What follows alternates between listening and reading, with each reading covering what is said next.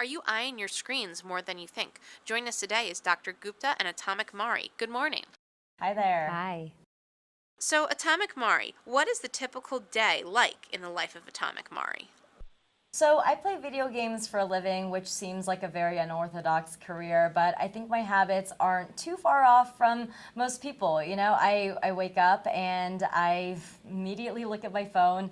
I look at my emails, go on social media, I go to work, and though I'm playing video games all day, I'm just sitting in front of a screen. I go home and I watch movies or I binge watch a show.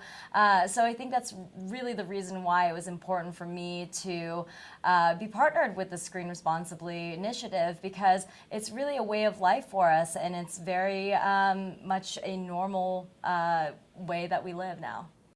So, do you find yourself using screens for both work and personal life? And have you noticed an impact on your eyes?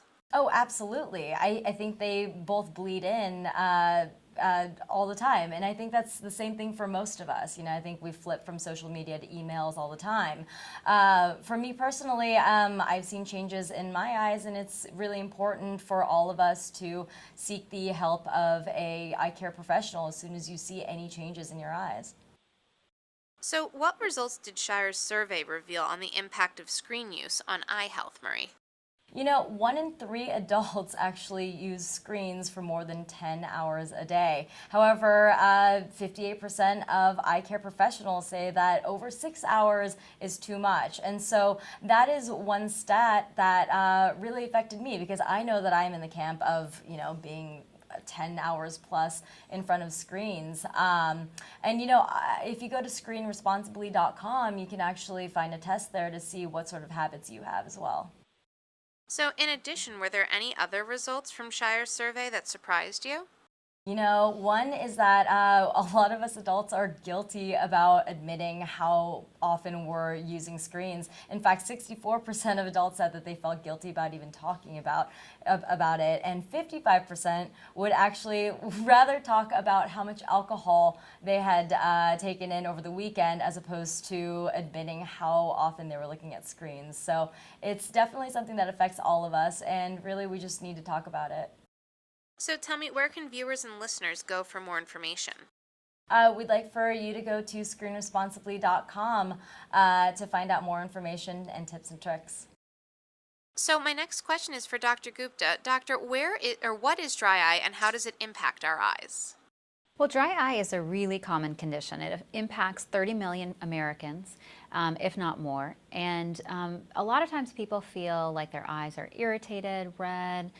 They might have eye fatigue or strain. And if it's bad enough, it can even blur your vision.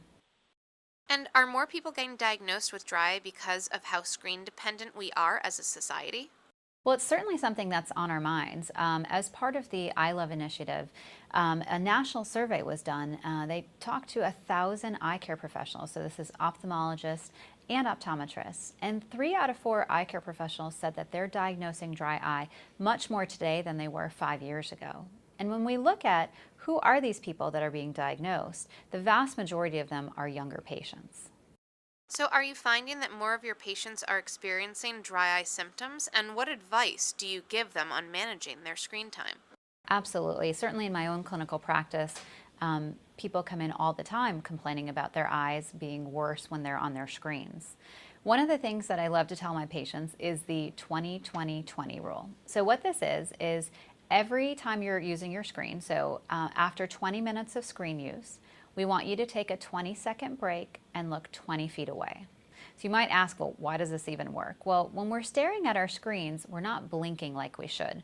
We know that the blink rate reduces by 50%. And if you're not blinking, your tears aren't spreading across the surface. So your eye and surface is not being protected. If you're looking off in the distance and taking that 20-second break, you're allowing yourself to blink more normally. And so your tears then coat the surface and then protect the eye. And where can viewers and listeners go for more information?